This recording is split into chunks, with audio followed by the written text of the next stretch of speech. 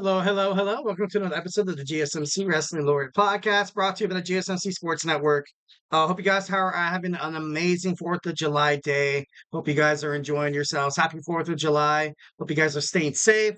Make sure to hit up some of that good old JR's, barbecue. If you're a wrestling fan, you'll get that reference. But if not, hey, it's something new that now would be like, who the hell is JR? Jim Ross, he's a very excellent announcer in WWE, AEW, just in the history of professional wrestling. You think of professional wrestling, the Attitude Era, the early Ruthless Aggression Era, you think, Jim Ross. Of course, Jerry the King Lawler was kind of there as well. But yeah, thank you so much for tuning in to the GSMC Wrestling Laureate Podcast, brought to you by the GSMC Sports Network. Today on tap, we do have our AEW Dynamite preview. We have our Thursday Night Wrestling preview, Ring of Honor, also Impact Wrestling. Then we jump on into WWE failed Money in the Bank cash-ins, and then we're going in our fourth segment. We're going to go back to back. We look on the positive side. We have my top 10. My top 10, Eric's top 10. Money in the Bank cash-ins for WWE.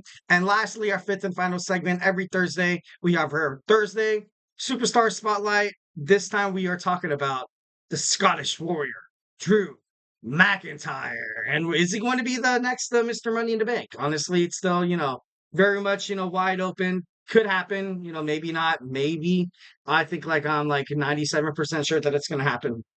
But before we move on, I want to remind you guys to use the tips and donations link at the gsmcpodcast.net. This podcast is a hell of a lot better with fan interaction. Remember to hit up the gsmcpodcast.net link. If you want to say something, make sure, just know that your opinion is very valuable in terms of professional wrestling. Something that I definitely love. Talking amongst other wrestling fans is when you kind of have a dispute or a disagreement between, your feeling of the best WWE champion or who is your Mount Rushmore of WWE superstars, who is, the best tag team in the world of professional wrestling now. See, it's these conversations are pretty awesome to talk about when you kind of have people to, kind of bounce ideas off of. So, remember to hit up that, comment. Make sure you like and subscribe to the show. Tell me your feelings about this podcast and, how I can make it better. Tell me what you like. Tell me what you don't like. All right. So now without further ado, our first segment, we're going to jump into AEW Dynamite. Overall, I felt like Dynamite was actually a really, really good episode. I really liked it. You started off with Bryan Danielson going up against the Bastard Pack for the Owen Hart Cup semifinals. It was pretty good. Danielson, right off the bat, I noticed in the match that he really did look hurt. It looked like he is nursing a neck injury. I'm not too sure how much of a kayfabe it is, or if he should, get it checked out. Ultimately, dude, it's your neck, it's your back, it's your spinal cord. One slightly thing could go wrong. Guess what? You're never walking again. You're never driving again. You're never the same. You're never the same. You can't walk your daughters, down the aisle, so to speak, when they get married. So a lot of stuff, a lot of, kind of, heartbreak, a lot of just negative feelings that you kind of have to think about. But obviously you do kind of have to jump ahead in terms of, this kind of injury. Neck injuries are never really, never really something you could take lightly in terms of professional wrestling.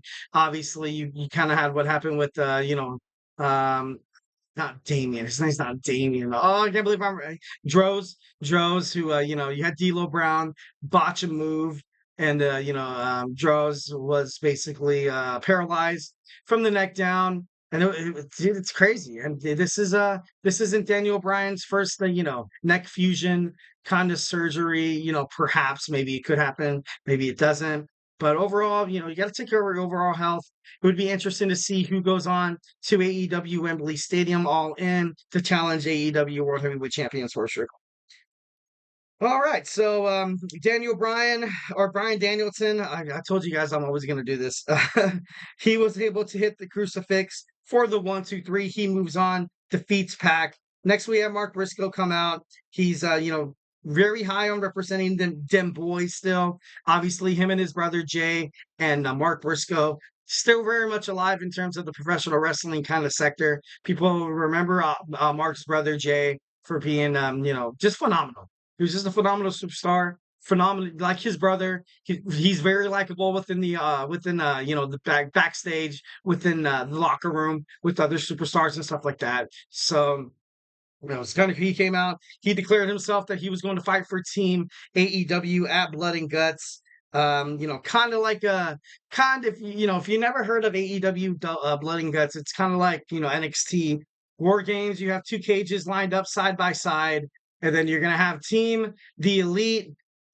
Now all of you have Okada, you have the Young Bucks, and you also have Jack Perry. They're looking for a fifth. As of right now, Team AEW only has one, and it is the Ring of Honor World Heavyweight Champion, Mark Briscoe. So, definitely thought that was pretty cool.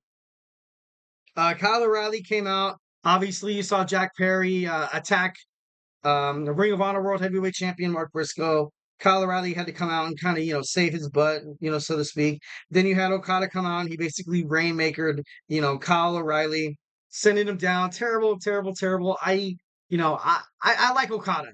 Out of all the group in the Elite, I feel like, Okada's kind of the one that's been supporting the group, that's kind of been, holding them on his back. If you paid attention to Anarchy in the arena, you had him break up a whole bunch of pinfalls. You had him essentially kind of set up Jack Perry for that 1-2-3, covering Bryan Danielson. See, told you I was gonna do it. But kind of crazy, kind of a way, to kick off AEW Dynamite. And yeah. And next we have Chris Statlander takes on Willow of Nightingale. Obviously, this is also an Owen Hart Cup qualifying match. I think it's the semifinals. No, it was the quarterfinals. Semifinals. Willow won, and I'm so happy to see Willow, pick up the victory. I feel like although she had so much control within this match, well, I felt like it was a nice little 50-50 split. Obviously, Stokely kind of paying dividends, distracting the former AEW TBS champion. But if you look at Willow and her body language, it kind of looks like she kind of looked like she's at ends with herself. Like, you know what I mean? Like, I don't know. Like, Chris Statlander betrayed Willow of Nightingale's trust. And that's tough, especially, in terms of professional wrestling. One of those things I was like, okay, I'm not really sure I can ever trust this person again. But I don't know. You had basically Chris Statlander with the best wrestling storyline you could possibly have, is to get good with your competition, create allies, but ultimately stab that person in the back, ending it all, which was kind of what Chris Statlander did to Willow of Nightingale at AEW Double or Nothing. Highly controversial, kind of crazy. Nice match between Chris Statlander and Willow of Nightingale. But at the end of it, Willow was able to pull up the victory with the roll-up. All right, next we see the DMD. We see Britt Baker come out, and she basically kind of leveled with the fans. She was like, the reason why I was gone for so long was because she essentially kind of had a pre-stroke. Nothing to be taken lightly whatsoever. A health scare. Health scare. That could divvy anybody in. That could dupe anybody of being like, you know what? I'm gonna hang on my boots for sure. I'm not going to chance losing my life for, obviously a passion for professional wrestling is what all these people have, obviously. But it's to the point where sometimes you got to think of your personal health as well. That's why some people kind of take a step away from the ring. Like when you saw Shawn Michaels when he got his back hurt, or even before then when he was, kind of having emotional problems and stuff like that. You sometimes need to take a step away, work on yourself, become, come back better and stronger than ever. Which, no doubt in my mind that Britt Baker is definitely on the train for kind of doing it here. Then she also started mocking Mercedes Mone. Mercedes Mone recently won. She's now two belts. Monet. She won the New Japan Women's Strong Championship at AEW Forbidden Door against Stephanie Becker. And obviously the sky's the limit. The sky is the limit for Mercedes Moné, but kind of crazy. Next, so we have Will Ospreay wanting out of the Don Callis family. Surprisingly, Don Callis was like, all right, yeah, that's cool. But we all kind of see how that's going to wind up in the future. You saw a little disgruntled. You see a little kind of disgrace and a look of disapproval on the Ring of Honor World Television Champion, Kyle Fletcher. And, it's Will Ospreay has to do this. Will Ospreay has to do this to further his career, to further his babyface push. Because right now he's still associated with that man, that mean man, Don Callis, along with Trent Beretta, along with I don't really consider Kyle Fletcher, like a heel. I think he goes out there every night to prove himself. For that, you kind of become a heel when it's like, oh, this guy's kicking all the good guys' asses and stuff like that. So you can't really throw shade at Kyle Fletcher. Chris Statlander also in the Don Callis family. So, kind of crazy. Next, we see the Learning Tree promo come out. Chris Jericho gets Taz off the screen. Taz is relieved from his announcing duties for the rest of the night, courtesy of the EVPs. It was granted by the EVPs in terms of Chris Jericho. Then we had a trios match. We had Samoa Joe, Konosuke Shibata, and then we also saw teaming up with Hook, the Cold Heart Handsome Devil Hook, and they fought against the Cage of Agony. Samoa Joe, obviously got the win. You kind of see these three superstars building up momentum that I didn't really know they had. The Bad Apple, Big Bill, attacked Shibata, Hook, and Joe after the match, kind of signifying that Chris Jericho, he does have this, kind of this personal vendetta against, Hook because he refused his services under the Learning Tree. But something I love about Chris Jericho is that he's able to just flip-flop back and forth between this potential face role, which was never really a face role. I don't believe the Learning Tree would have ever been the face, like a face role. But now he jumps kind of back into that criminal, kind of back into that negative stance in terms of professional wrestling, kind of that heel, which I feel like Chris Jericho within his career has been a lot, kind of better as. I remember him in WWE during his, his last run where he was like, you just made the list. And then he would like write them down and stuff like that. Yeah, it was funny. It was cool and all that. But Chris Jericho, he's out there to prove a point that he's, kind of a jerk. He's kind of a jerk. And it's not, to be mean or it's not to, diminish other wrestlers and their pushes or anything like that. It's because Chris Jericho has so much attention around him. Every single time he steps into the ring, you pay attention. Every single time he steps into the ring, you kind of, you have this anticipation of something big's going to happen. So definitely love that from Chris Jericho. All right, next we have an Owen Hart quarterfinals match. The EVP's special pick was ultimately Hangman Adam Page. Kind of knew that was going to happen. He defeated Jeff Jarrett, which was kind of crazy because, Jeff Jarrett was Owen Hart's last tag team partner. He tag teamed with the Blue Blazer. And, of course, on the night Owen Hart tragically, passed away. He was supposed to be with Jeff Jarrett. And it's just kind of crazy. It's, absolutely kind of crazy. Hangman Adam Page, like I said, once again, looks like he's on a mission. And Jeff Jarrett, he tried hitting the sharpshooter. He did nail it down for a little bit, but it wasn't ultimately enough to defeat the Hangman Adam Page. So, you had, Adam Page moves on in the Owen Hart Cup semifinals to take on the Switchblade Jay White.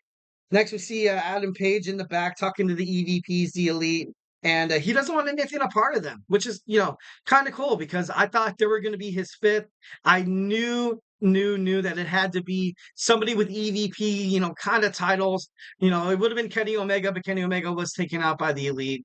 Cody Rhodes obviously is with WWE, but I don't know. I feel like this storyline with Hangman Adam Page is, right now kind of going well. You haven't seen Hangman after he was ultimately suspended by Matthew and Nicholas Jackson on Dynamite about, what was that, about 3 months ago? That was a long time ago, damn. All right, and then we have MJF in the corner of Daniel Garcia. Will Ospreay retains the AEW International Championship. Ospreay wins at the end of the match. Highly shocking. Check it out on social media. The attack by Maxwell Jacob Freeman on poor Daniel Garcia. It was crazy. It was nuts. But MF doing what, MJF doing what MJF does. So I can't really say I'm being too shocked. Well, guys, do not go anywhere. We're going to jump on into our second segment. We're going to hop into the ring of TNA Impact and also Ring of Honor, Honor Club 71. So, hey, do not go anywhere. I feel like I'm losing my mind. Is everybody in the world blind? Please, Lord, give me a sign, a sign. I feel like I'm losing my mind. Is everybody in the world blind? Please, Lord, give me a sign, a sign. I wanna be the greatest. Everybody on the fake shit. I look around and feel like everybody is the fakest. I make this every day and I'm impatient, hoping one day I blow up from the basement. Statement, the top is so vacant. I don't hear shit that I think is amazing. Waiting for my day when I'm playing sold out shows for 1,000 faces. Hey, give me that crown, get in my way and to be put down. It ain't your place, all this my town. If I want that shit, then I'll get it right now. I'm losing it, the noose it fits. I'm losing shit, a stupid myth. You choose to live or choose to dip. You choose to fight or lose your grip and lose a gift. I feel like I'm losing my mind. Is everybody in the world blind? Please, Lord, give me a sign, a sign. I feel like I'm losing my mind. Is everybody in the world blind?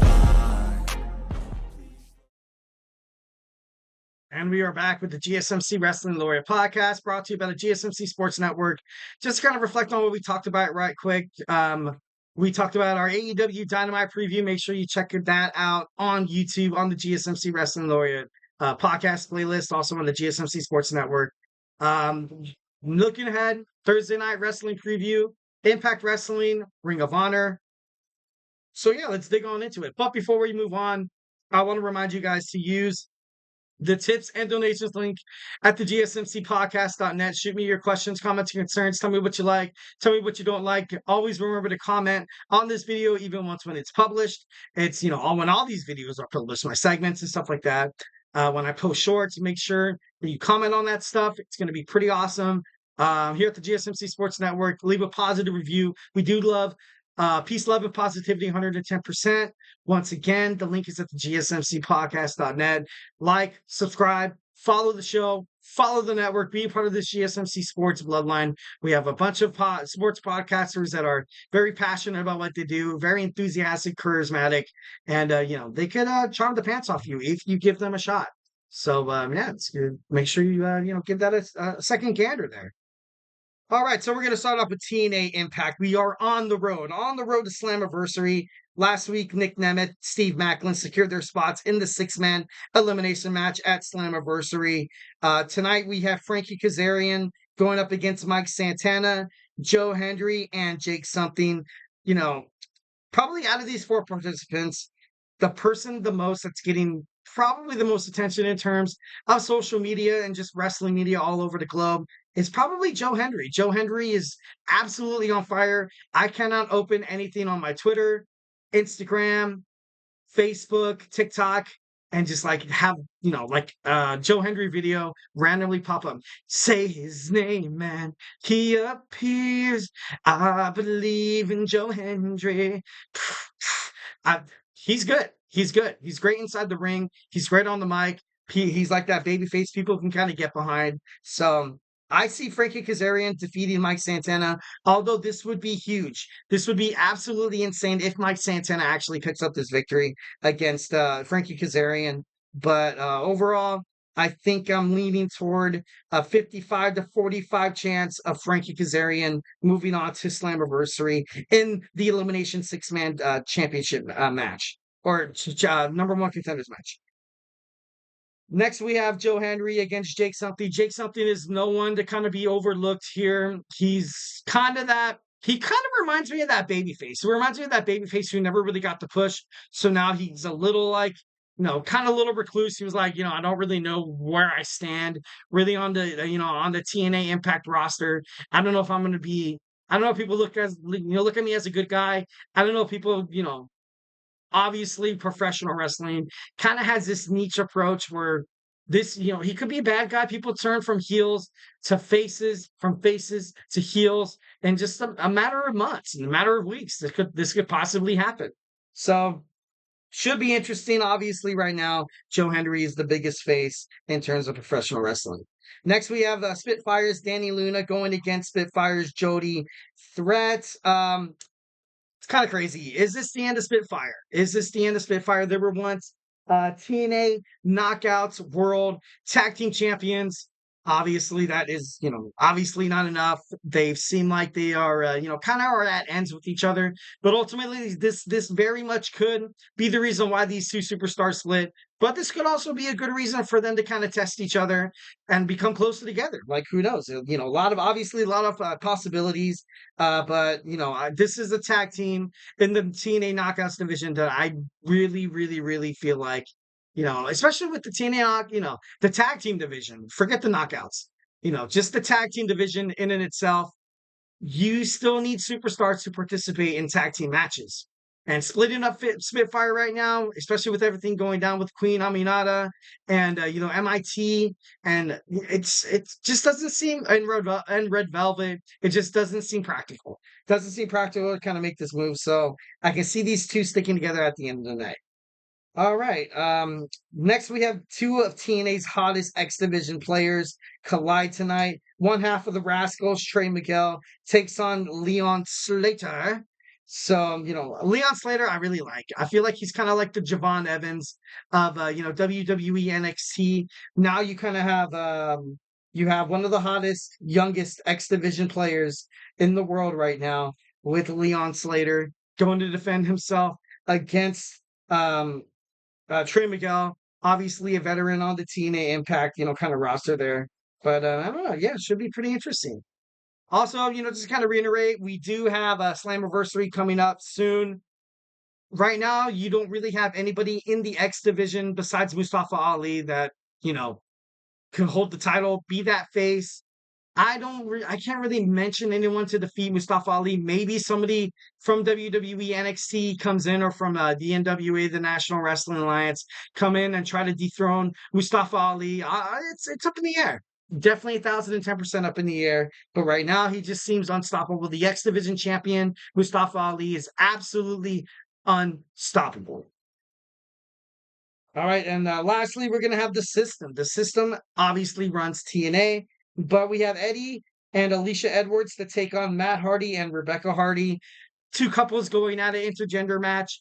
Should be pretty interesting. Should be pretty awesome. Obviously, after the Hardy compound, the System basically hates Matt Hardy, and they're going to do anything and everything in their power to just slow down this momentum, to slow down the chance. I don't think he will ever really challenge Moose. I feel like he challenged him twice already.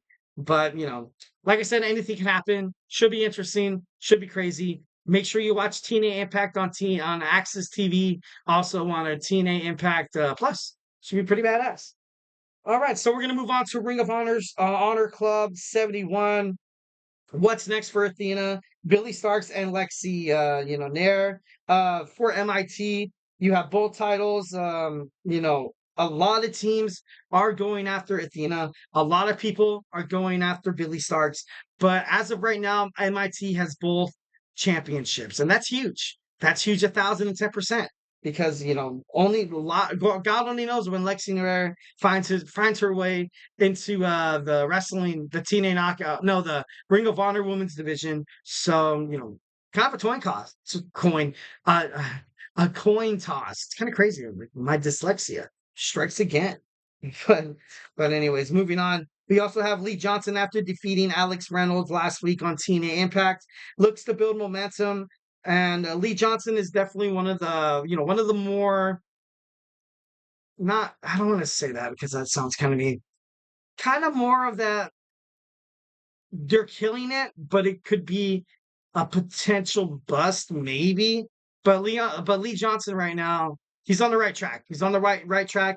Very, very delicate bookings from here on out. Should be interesting. Should be pretty badass to find out his full potential. If, obviously you need your creative team for Ring of Honor to kind of push you to the limits, but ultimately make you into the superstar that you kind of know you are, Lee Johnson. So, should be pretty crazy. Next, we're going to see Marina the Problem Shafir continue to make her statement in the Ring of Honor Women's Division. Last week, you saw Ring of Honor Tag Team Champions, the Undisputed Kingdom, Matt Taven and Mike Bennett, plead Tony Khan for a competitive challenge. Be careful what you wish for. The System, be careful what you wish for. Definitely one of those classic cases where this could, end up blowing up in the System's face, which ultimately lead to them dropping the Ring of Honor World Tag Team titles. All right, and we will see. We will see. I personally feel like we will see a team from AEW come out to answer the call. Maybe somebody from New Japan Professional Wrestling. I don't think the NWA is there yet because I know that they're looking for an invasion role, but it's huge. This is huge. I feel like this is going to be one of the best, one of the best promos. Could be probably the best storyline within Ring of Honor if it's done right. But once again, you kind of have to put your money on, kind of have to bet the house and kind of all the insurance policies on Tony Khan. So, and that's not the easiest thing to do. So, all right, and something to look forward to on Ring of Honor Supercard 71.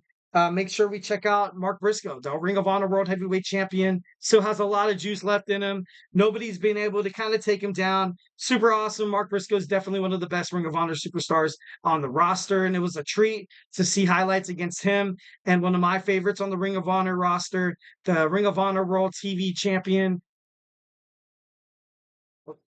Kyle Fletcher. I wanted to say Bob Thatcher. That was weird. It's like Bob Thatcher.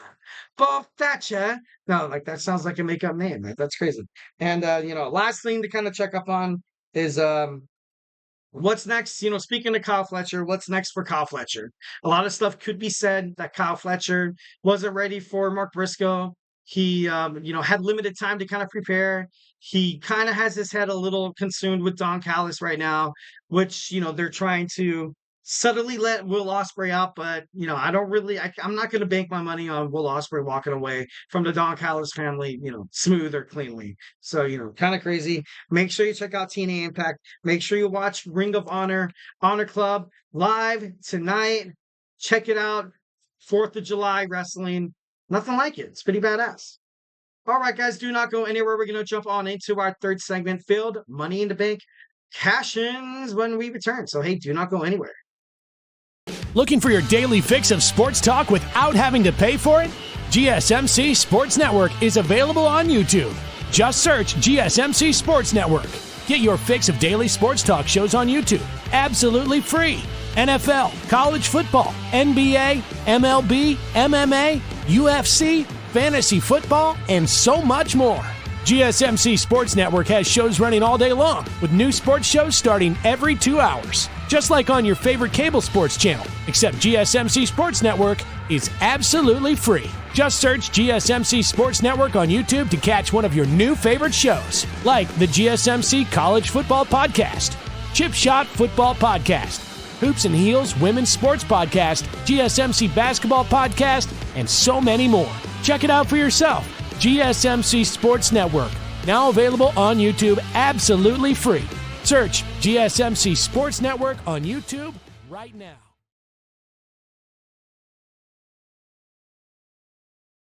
And we are back with the GSMC Wrestling Laureate Podcast, brought to you by the GSMC Sports Network. Just to kind of reflect on what we talked about right quick, we talked about obviously, my second segment, we just got done talking about back-to-back. We had Impact Wrestling, also Ring of Honor. A lot of action happening on the Wrestling Independent Circuit, so make sure you check that out. Also, we talked about AEW Dynamite preview. A lot of stuff happening within the Owen Hart Cup. A lot of stuff happening, maybe perhaps, Bryan Danielson kind of pushing it maybe just a little bit. The Hangman Adam Page wants nothing to do with the men who suspended him after he disobeyed the rules, losing against Samoa Joe and Swerve Strickland at Dynasty. But it's kind of big. It's kind of big. Definitely, excuse me. Looking forward to seeing more of AEW. Obviously, have Rampage on Friday and Collision, all on TBS, TNT Network. So on obviously Turner, Television Promotions is going to be on Turner Television. Well, guys, before we move on any further, we're gonna I'm gonna talk to you guys about using the GSMC podcast.net. Use that link to comment. To tell me some of your concerns. Tell me what you guys think about professional wrestling. Make sure you also comment on videos after they stop airing, just to kind of be one with your audience. Be one with the person who's talking at you. Like, what I mean? I don't acknowledge me. No, I'm just kidding. But something about me, and this is completely personal, is that once when I'm watching videos, or once when I'm like even in school or even in college. Like most of the time when you have a nice little back and forth conversation with the professor or the person feeding you content, you're able to share your opinions a little bit. You know, open up a little bit more, broaden your horizons, but also broaden their horizons as well. Because it's not like this, teacher to student kind of, kind of nature. Ultimately, the students could be the teachers, and sometimes the teachers could be the students. So, like this GSMC Wrestling Laureate podcast, we're a hell of a lot better. It's a hell of a lot more entertaining once when you guys comment, like, and subscribe to the show, so you can constantly give feedback to me. Also, I can get to know you guys. Like, you know what I mean? It's pretty sick. But yeah, that was my spiel. Make sure you hit up that gsmcpodcast.net link. But let's do it right now. We have our failed Money in the Bank cash-ins at number, well, not at number, but one of my favorite ones. One of the craziest ones, and kind of a little ironic here, is one of the most anticipated pay-per-views of all times. Obviously, we have the Money in the Bank. We have a lot of superstars kind of riding, kind of, banking most of their success on successfully cashing in on a WWE champion or the WWE World Heavyweight champion. But yeah, winning the briefcase, obviously, you guys know this changes careers. Let's take a look at all the Money in the Bank failed attempts, failed cash-in attempts in WWE history. So we have 2012. 2012, we have John Cena. The first ever failed cash-in the Money in the Bank was the best wrestler in the WWE, hands down, which is kind of crazy, kind of ironic, but, kind of was perfect. Cena called his shot and challenged CM Punk at Raw 1000 on July 23rd, 2012. You saw the Big Show get, kind of interfere and cost John Cena the match. Obviously, there had to be there had to be that, that factor. And obviously the Big Show was kind of there, not to give CM Punk an excuse for losing, because I feel like CM Punk is one of the most dynamic, most intricate. He's special. He's special in the world of professional wrestling. They were lucky when they found him, put him on ECW. Obviously, you had that straight edge, which was actually pretty badass. So, CM Punk, a lot of credit due when, credit is due once when, it's deserved. And he deserves it. CM Punk is one of the best wrestlers in the whole entire world. Best in the world, baby. Best in the world. And I just kind of think it's kind of crazy how it all, with John Cena and stuff like that, kind of interesting, kind of, a little insane a little bit, to be honest. Next, 2013, we see Damien Sandow. He cashed in on John Cena once again. John Cena being a part of the WWE Money in the Bank controversy, who had an injured arm. So you had Damien Sandow ultimately kind of having a little, on the up and up, kind of a one up on the WWE champion John Cena. But Damien Sandow, poor Damien Sandow, I felt like he was also one of those superstars that, probably during the time that he very much could have got a push, didn't really happen, ultimately kind of killed his career. So, at 2013, Damien Sandow, comes to the list. The failed cash-in happened October 28th, 2013. And once again, I stated this started a decline of his career from an outright missed opportunity. Kind of crazy. Next, we have 2017, Baron Corbin. 2017, obviously, Baron Corbin, during this time, kind of had a dispute with Vince McMahon, and I felt like this could have been a punishment for Baron Corbin not respecting the law, not really bending to Vince McMahon's will. Sources say, from, I think it was a Sports Star, don't quote me on that Baron Corbin is highly liked around the locker room, but sometimes he does have a temper. Especially against, higher ups and stuff like that. So maybe perhaps he threw a temper tantrum when he didn't get what he wanted. That's when Vince McMahon was like, dude, I don't want this guy representing my company. Because like I said before, essentially every single time a WWE superstar wins the Money in the Bank briefcase, there's that automatic back of the head kind of thinking that, okay, this could possibly be the guy. This could possibly be the next guy to kind of lead the Paul Levesque era into something that maybe perhaps it's not ready to join yet. Or maybe perhaps something that it's been yearning for such a long time. But, kind of crazy how this all went down. Baron Corbin was distracted by John Cena, allowing the WWE Champion Jinder Mahal for the roll-up and the title defense, causing Baron Corbin to be on this list of failed Money in the Bank cash-ins. All right. So, 2018 Braun Strowman. 2018 Braun Strowman was probably getting pushed more than he's, in his whole career. I feel like bigger superstars like The Big Show, like Braun Strowman, kind of like how the Giant Gonzalez was, and The Undertaker and Kane in their beginning of career, is that, you can't really build a storyline around these guys because you have to have these guys go into a match, in a hardcore wrestling match against someone who's going to just run circles around these guys. And, I'm not against the fact that I was a little relieved when I saw Braun Strowman lose. I was like, okay, Braun Strowman would have had the stranglehold on the WWE Championship, much like Yokozuna did, much like who's that other guy? There was another dominant champion because of how big he was. I can't think of it right now. Don't blame me, man. It is a Thursday, 4th of July. Can't wait to go swimming with my kiddos, have fun, barbecue and stuff like that. So, yeah, but ultimately at Hell in a Cell, September 16, 2018, Braun Strowman cashed in on Roman Reigns when the match ended.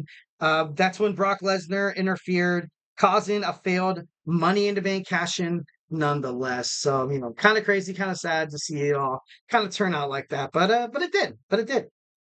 All right, in 2020, we had Otis win the Money in the Bank, but lose it against The Miz. At the WWE TLC pay-per-view, The Miz turned the WWE Championship match between AJ Styles and Drew McIntyre into a triple threat match. Once again, you see Drew McIntyre kind of in the line of fire of people who have briefcases, and it sucks. It sucks. It's kind of not fair. But, ultimately, if you're a WWE superstar, you got to be ready for anything. Absolutely ready for anything.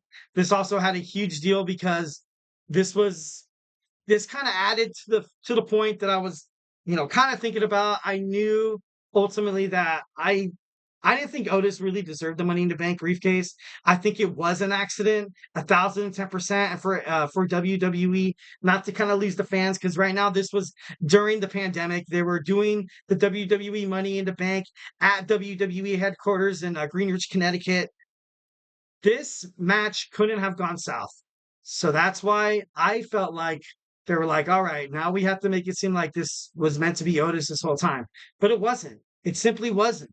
This was an opportunity for them to give the briefcase to The Miz. Once again, a really highly respected, heel in the world of the professional wrestling, main event Carter, and WWE Championship contemplation. So, kind of crazy. And lastly, just going to touch on it a little bit. This needs to, Austin Theory fails in on his Money in the Bank cash-in. Not really a surprise, to be honest. And, once again, it's, sad to say. Ultimately, I feel like Austin Theory was Vince McMahon's kind of last guy that he wanted to push over so much, kind of pushing him a little too far, a little too fast. Now you kind of see Triple H kind of working that angle. You have this dispute between DIY, Grayson Waller, and Austin Theory, stating that Grayson Waller takes advantage of Austin Theory. He uses Austin Theory. He's trying to send it back, trying to hold it back. So it's going to be interesting to see how this tag team ultimately kind of unfolds. Should be awesome. Should be one of the best wrestling writing and professional wrestling, the sports entertainment industry. So yeah, kind of crazy, kind of awesome. But guys, do not go anywhere. We're going to jump on into our fourth segment. We're going to talk about We're going to talk about our top 10 WWE Money in the Bank successful cash-ins. So we started off with something a little negative. Now, let me turn that frown upside down. We're going to talk about some, Money in the Bank successful cash-ins. So, hey, do not go anywhere.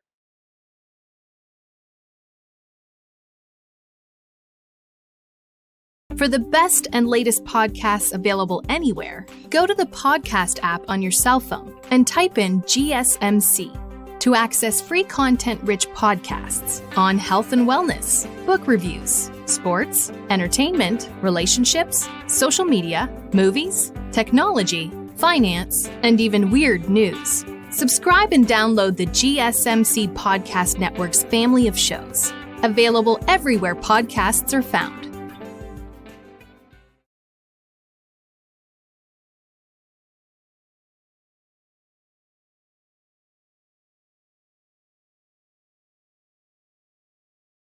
And we are back with the GSMC Wrestling Laureate Podcast, brought to you by the GSMC Sports Network. I'm your boy E here, every Monday through Friday, giving you guys amazing wrestling content to talk about over and over and over again with your friends, with your peers, maybe even your family members here on this beautiful 4th of July weekend. I can just imagine you guys sitting in a circle. You have the fire roaring. You have, beer flowing like wine, cheeseburgers and hot dogs. Be like, oh my God, what Eric said on the GSMC Sports Podcast was so bad, was so awesome on the wrestling podcast. This guy's a wrestling. This guy's a. I'm just kidding. No, obviously, I wish you guys were kind of like that, but I'm just kidding. No, you guys are great. Guys are great. Just kind of reflect on what we talked about real quick. We had our we had our AEW Dynamite preview. We had our Thursday Night Wrestling preview. We step into the Ring of Honor, also TNA Impact, and then we talked about failed Money in the Bank cash-ins. But without further ado, we're gonna jump into our top 10 successful Money in the Bank cash-ins. So let's go ahead and go ahead and get it up and rolling. So yeah, we have our first on, once again, this, every single list that I do on this show, it's no surprise, it's subjective as hell, but a little objectivity as well. I'm not like, I don't throw some of these things in here because I'm like, oh, like they didn't deserve it.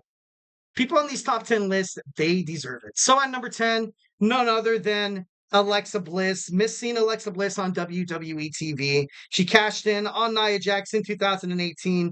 Bliss was the first woman to kind of cash in her Money in the Bank on the same night. Bliss won her contract at Money in the Bank 2018 and wasted no time cashing in and interrupting the WWE Raw Women's Championship match between Ronda Rousey and Nia Jax. So definitely, throwing flowers at, Alexa Bliss. Going to be interesting to see when she comes back. I thought she was going to be the one with the Wyatt Six. Kind of crazy how, how Nikki Cross kind of got that role. But actually, doesn't surprise me because she's kind of has more of a reputation of being a little more unhinged than Alexa Bliss. So, but anyways, can't wait for Alexa to come back. At number 9, I have Edge 2007 cashing in against The Undertaker. So it's Friday Night SmackDown. We're on Friday Night SmackDown. The Undertaker was just beaten down by the world's strongest man, Mark Henry, and out of nowhere, you saw Edge hit the spear with the spear to get the win. On this day, I see clearly. And then once again, Edge is the WWE champion. Edge is once again the world heavyweight champion. So, definitely love this. Once again, you kind of have this tipping point with 2017 where you see older superstars like The Undertaker, like JBL, like Shawn Michaels, like Triple H. It was time for Edge, Randy Orton, John Cena to kind of fully take over, so to speak. So this was huge. This was honestly huge for Edge, but I felt like this was kind of bigger for the company. Number 8, I have 2 cash-ins. I have a 2-for-1 for number 8. CM Punk cashes in on Edge and Jeff Hardy back to back. And the thing of beauty, and the thing that I love about this the most is the fact that he cashed in against Edge in 2008. It was a babyface win. It was a huge babyface win. And then in Jeff Hardy, in a matter of some, in a year, he cashed in on Jeff Hardy 2009, and he was a heel. So, you kind of had this heel, face turn that only CM Punk, because his God-given abilities within the ring, on the mic, backstage promos, you name it, style of wrestling, he was able to, kind of do this. And I feel like a lot of WWE superstars put in this predicament probably wouldn't have done it successfully like CM Punk. Honestly, he is the best in the world. He's 1,010% one of the best wrestlers. Once again, throwing flowers at CM Punk tonight on this podcast. What's going on? All right, at number 7, I have Kane. Kane cashes in on Rey Mysterio, the ultimate babyface. Kane burns the excitement of WWE fans. You recently saw Rey Mysterio retain his championship. Everybody was like, oh my God, and then bam, the power goes up.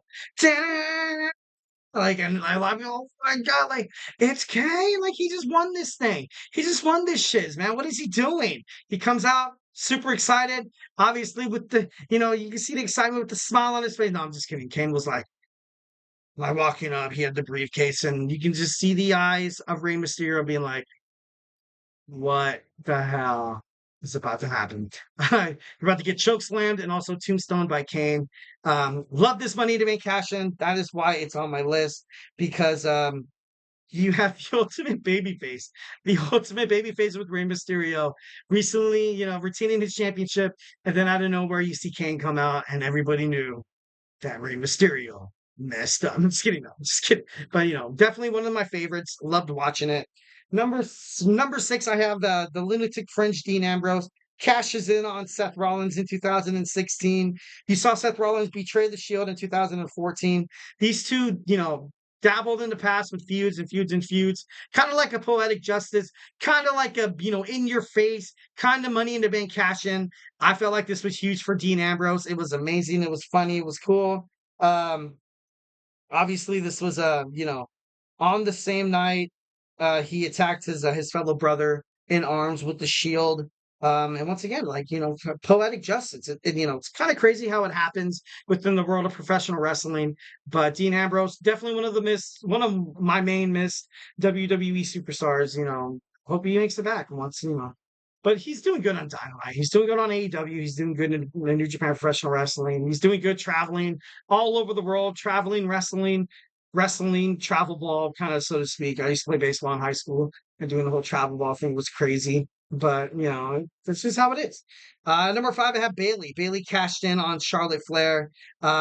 This wasn't your average Money to Bank cash in, obviously. This happened once when Charlotte Flair was defeated by Charlotte. Once when Becky Lynch was defeated by Charlotte Flair, you had Lacey Evans and Charlotte Flair ambushing Becky. Bayley came out to protect her friend, saw an opportunity, thought about it, and then you heard the fans going, yes, yes, yes, which ultimately kind of foregone her conclusion of cashing in the Money in the Bank, which she successfully did. Kind of crazy. At number 4, I have Dolph Ziggler. Dolph Ziggler cashes in on Alberto Del Rio. Long time coming. One of the, just kind of like Bayley. Dolph Ziggler's been with the company with WWE since 2004. Obviously, right now he's Nick Nemeth. Check him out on the TNA Impact. But this was a long time coming. It happened on a 2013 episode of on Monday Night Raw. He did win the World Heavyweight Championship in 2011, but lost it to Edge that same night. The whole Vicky Guerrero thing. It was stupid. Absolutely stupid. Absolutely dumb. They did Dolph really, really bad. Number 3, I have RVD. Rob Van Dam cashes in on John Cena in 2006. This is the second Money in the Bank cash in history that was successful. Obviously, you had Edge, before. In the Hammerstein Ballroom, the ECW crowd were ready. They were able to, and they had signs out there that said, if John Cena wins, we will riot. That's how much these ECW fans, that's how much the ECW crowd was behind Rob Van Dam, and Rob Van Dam did not do them any wrong justice. He got them exactly what they wanted. Won in a clean match, defeated John Cena. Absolutely badass. Pretty bad. I liked how he was like, I'm going to fight you at One Night Stand. I don't want to have this, phony baloney cash in. I don't want to catch you at your weakest. I want to face you when you're ready. You scouted me. You're strong. You're rested. And, that's something about RVD that was, badass. And he won the WWE Championship. It's pretty cool. At number 2, I have Edge. Edge cashes in on John Cena, 2006 New Year's Revolution. After John Cena defeated for 5 other participants in a hellacious Elimination Chamber match, you saw Vince McMahon's music hit. Vince McMahon came out with Edge to be like, Edge is cashing in his Money in the Bank. Kind of crazy how John Cena kicked out of the first spear. But after all said and done, once again, you had Edge win the Money in the Bank. I like this spot at number 2 on this cash in because this was the birth, kind of like the introduction of how unpredictable this Money in the Bank briefcase could ultimately be, and how much superstars, champions kind of have to watch their back in terms of this. So I thought that was That was pretty cool. Number one is a no surprise. Number one is a no surprise. It's number one on a lot of lists, on a lot of wrestling websites, Bleacher Report, The Sportster, to name off a couple. Number one, we have Seth Rollins cashing in his Money in the Bank, making it a triple threat match between Brock Lesnar and Roman Reigns. Roman, was being overly pushed. I talked about this over and over again on my podcast that it was to the point where it was really bad. And I felt like they ultimately made this decision because they're like, look, like Roman's not getting any love. So we need to have this happen right now for Seth. Lo and behold, it was the best for his career. And it was probably the best for WWE at the time. Definitely one of the most, if not the most impressive, one of the most surprising Money in the Bank cash-ins happened at WrestleMania between Seth Rollins, Brock Lesnar, and Roman Reigns. So yeah. All right. So, we're going to move on to our fifth and final segment. Stay with me. Thank you so much for tuning into the GSMC Wrestling Laureate Podcast on your 4th of July. Like once and I say, I hope you guys are having an amazing time. Hope you guys are staying safe. And don't go anywhere because we're going to finish this off. I'm going to let you guys go. We're going to talk about our Thursday Superstar Spotlight, Drew McIntyre. So, hey, do not go anywhere.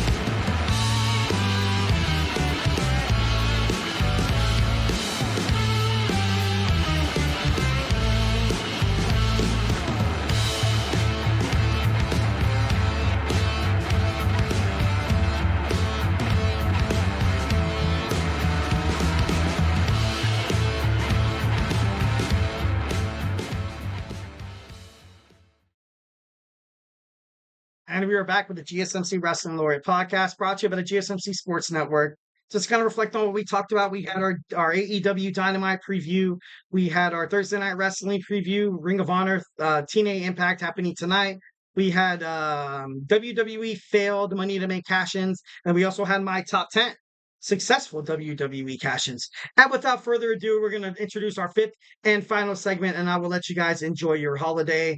We're going to jump on into our Thursday night Superstar Spotlight. We're going to talk about Drew McIntyre. We're going to talk about, Drew Bloody McIntyre, mate. So, it should be pretty awesome. All right. So, Andrew McLeon Galloway the fourth was born June 6th, 1985. Obviously, his name's Drew McIntyre.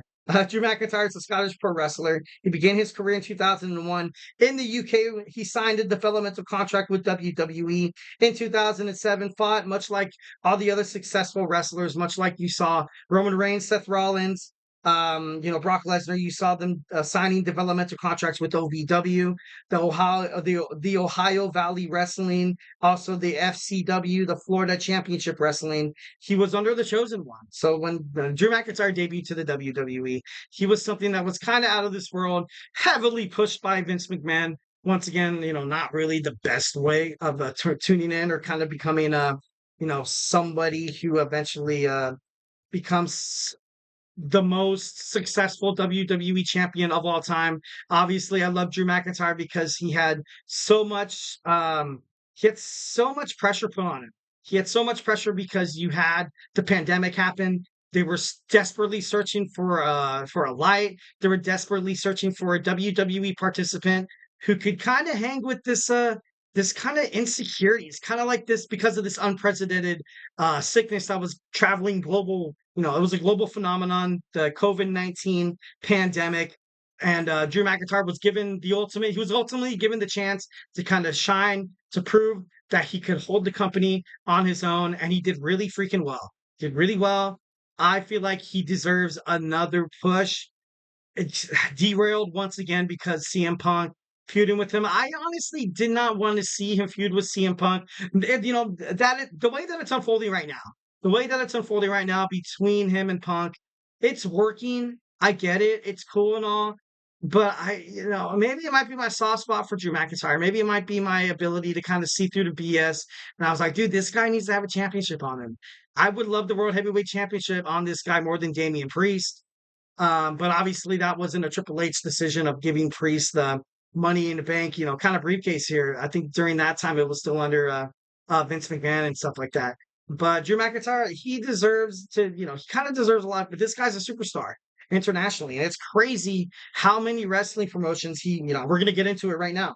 Drew McIntyre was on SmackDown 2009. He won the Intercontinental Championship. He won the WWE Tag Team Championships. In 2014, he asked and was granted his release from WWE. Drew Galloway debuted in 2014 to 2017. He worked across several promotions like TNA Impact and Insane Championship Wrestling. TNA, huge. When you had that, that beginning collaboration where you had Jordan Grace kind of come through the Forbidden Door to challenge Roxanne Perez for the WWE NXT Women's World Championship. A lot of superstars like Xavier Woods, who used to fight for TNA, and Drew Galloway, which fought for TNA, and he was very damn successful. He was great for TNA, 1,010%. So in 2017, Drew McIntyre returned at WWE NXT as Drew McIntyre, winning he did win the NXT championship within his tenure with WWE NXT. He debuted on WWE Raw in 2018. He made his official return. 2020, he won the Royal Rumble. He's had 2 WWE championship reigns. Obviously, what we just got done talking about, his World Heavyweight Championship reign. He's represented Scotland so damn well within wrestling. August 30th, 2014, he represented Scotland in WrestleZone and retained the Evolve Championship. May of 2015, he debuted in Lucha Libre. He wrestled in Preston City Wrestling. He wrestled in Westside Extreme Wrestling. He wrestled in AEW Professional Wrestling Redefined. He also wrestled in What Culture Pro Wrestling. That's crazy, man. This guy is one of those guys who has a deep passion for this religion, this whole passion for professional wrestling. When WWE said no to him, and he was like, you know what, I'm out of here. I can be, he'd be really great somewhere else, and he did. He went out there, he gambled on himself, much like you kind of see what happened with Cody Rhodes. Eventually Cody Rhodes coming back to the WWE, much like Drew McIntyre did. And it was huge. He betted on himself. He gambled on himself, ultimately coming out the victor. Drew McIntyre is one of the most prominent, definitely top 5 WWE superstars, all combined with Raw, SmackDown, and WWE NXT. He also, kind of cool thing, he earned his master's degree in criminology at Glasgow, Caledonian, University. I know I butchered that one up. So, kind of crazy. On this Thursday, on this beautiful 4th of July, I want to remind you guys that we are honoring Drew McIntyre on the GSMC Wrestling Laureate Podcast. Definitely lucky to have him. He doesn't belong anywhere else than WWE. He's been around the world. Kind of cool, kind of sick. Love it. Well, guys, that's it for me. Hope you guys liked the show. Hope you guys are having an amazing 4th of July weekend. Like I said, remember to be safe, have fun, hold your loved ones tight, have great, JR barbecue and stuff like that. And honestly, thank you for tuning in to the GSMC Wrestling Laureate Podcast, brought to you by the GSMC Sports Network. Your support means a lot to us, so please remember to Superman punch that like and subscribe button to the show. Follow the GSMC Wrestling Laureate Podcast and the GSMC Sports Network. We also invite you guys to follow us on Twitter /X, Facebook, TikTok, and Instagram for more content and updates. Like I always say, if I haven't made you a wrestling fan by now, we have Sam with baseball. During the summertime, it's mostly dominant. It's dominant baseball headlines, so I think that's kind of cool. Baseball finally getting some attention that it desperately needs. We still have a lot of other podcasts. We have the Chip Shot Football Podcast with my boy Manny. We have the GSMC Football Podcast with Kenny. We also have Women's Hoops and Heels, your one-stop shop for women's sports with Samantha. We also have the Andrew Tate Show. We also have Oh my God, why do I always blank on his name? It's crazy. It's not Joey, Eric. It's not Joey. Although he kind of does look like Joe. Kind of does. Oh, sorry, excuse me. We have Nelson with basketball. We have Chris with fantasy sports, and Tommy. We have Tommy with college sports, college football podcast. Make sure you check that out. Well, guys, that's it for me. Stay beautiful. Hope you guys are having an amazing 4th of July. Mm-hmm. Mm-hmm.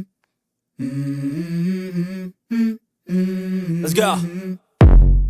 I wake up to a little bit of drool on my pillow, feel like it's gonna be a bad day. Yeah, I'm tired of shit, and the coffee ain't hit yet, damn ain't that